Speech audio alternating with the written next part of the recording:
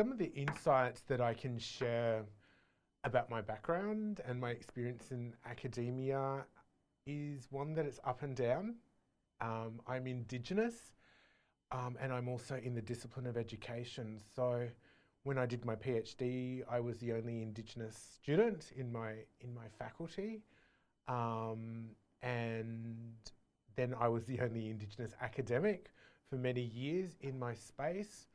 And so it has been an enjoyable challenge to change the narrative within education on how teachers and principals and education policy people engage with Indigenous people and Indigenous children and Indigenous adult learners.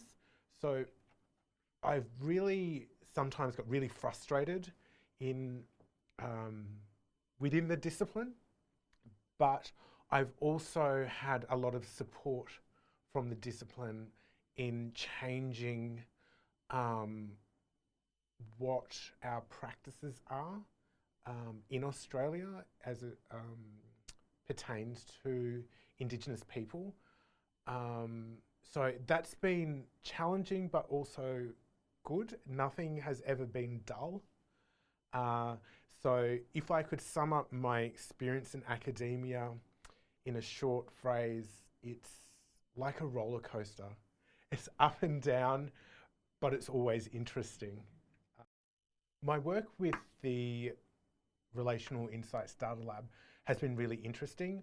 I've run 2 projects that have used very large data sets, and to keep it interesting, what I didn't know at Griffith when I first came here was that there was the Relational Insights Data Lab, and they've worked with us to develop our findings into a visual way, and so that the wider community are able to engage with the findings of my research. So, for example, I built a NAPLAN dashboard, and this enables people to use a drop-down menu where you can go by, for example, postcode. You can type in your postcode, and you can actually see how Indigenous students are faring across the country in relation to your school. It's been a great help in making complex data sets very accessible and easy to the general public. We've also just launched recently the social determinants of higher education. So we had a very large data set of around 3,000 participants to look at what are the factors that students at university find add to their success. And so the Relational Insights Data Lab has been instrumental in getting our message out there. So highly recommend engaging with Riddle. I think that the Australian education system is really a blunt instrument or tool. So the education system actually tells Indigenous people and communities what they should learn. And it's not very conducive to change. So the question that I asked myself through my research is, how ready is the Australian education system for Indigenous student success? This then takes the focus away from Aboriginal and Torres Strait Islander learners as the problem and focuses back in on itself as the system as being the problem.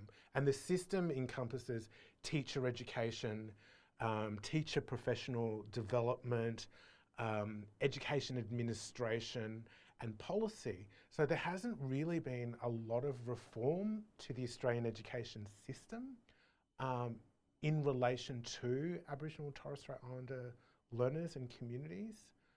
So I spend a lot of my time researching with non-Indigenous teachers, non-Indigenous education administrators, and I, give Aboriginal learners a bit of a break because they are just there to go to school, yet the schooling system is not ready for them to fit in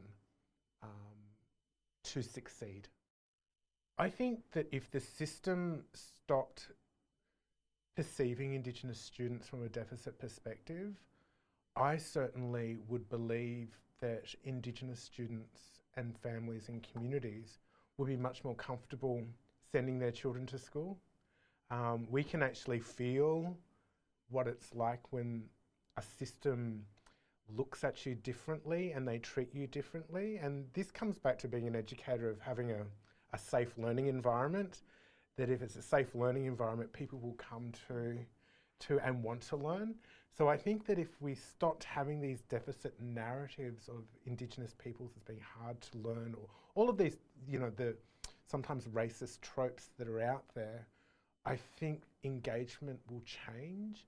And I think that changing even the word from deficit to, I don't know, facilitating success maybe, or how do you create successful Indigenous learners within our schooling system. So I would do away completely with the word deficit, because if you have only ever been known and treated as deficit from the time you started school at kindergarten, by the time you finish in year 12, you have this burden of a knowing that you're not good enough or that you are a problem.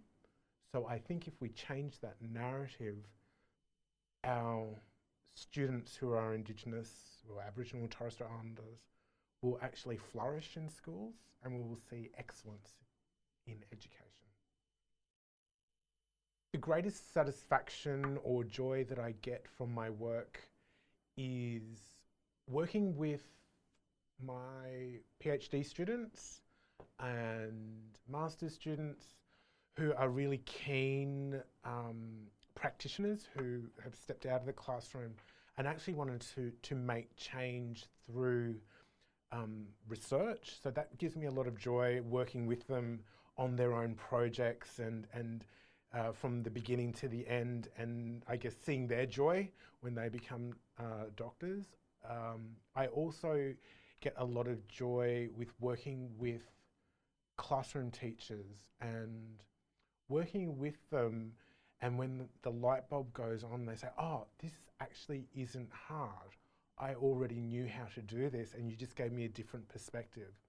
That level of confidence in an educator who is actually drawing on their own, I guess, tool bag and actually using the tools that they have in a different way really brings me joy. And that's something that I'm thankful that my work can bring to the profession, because I think our profession is one of the greatest professions, and everyone needs a teacher.